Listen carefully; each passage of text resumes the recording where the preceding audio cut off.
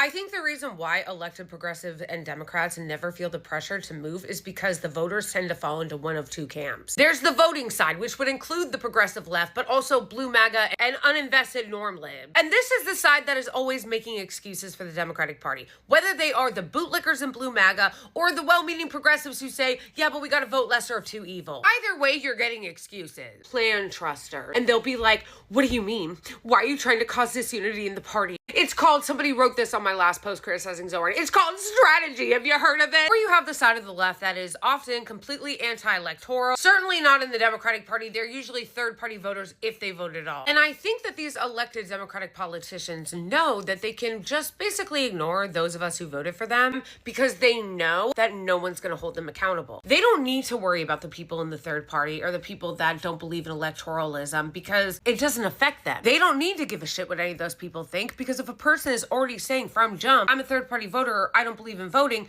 then they're not losing anything. The politician's not losing anything by ignoring them. And then on the other side, they don't need to worry about anything because they know that the people defending them no matter what or yelling at the people critiquing them, that they don't need to worry about them because those people are going to defend them no matter what. So really, they don't need to listen to anybody because there is nobody using leverage. There's no threat. You know what I mean? Like, there's no threat to them. Hakeem Jeffries doesn't think that he needs to worry about anything, and neither does Zohran Mamdani or AOC for that matter, because it seems like they know that there's either going to be people that weren't going to vote anyway, weren't going to vote for them anyway, or people within the Democratic Party or the progressive movement that are going to be like, okay, well, we know the Democrats suck, and we're really glad to just like kind of be in the room, so we're going to just ignore all the red flags and never challenge them and never demand anything. And I'm not trying to be like an enlightened centrist or anything, to be like, oh, we've got to be somewhere in the middle. No, where I am is it depends. Power matters. Use leverage. I am not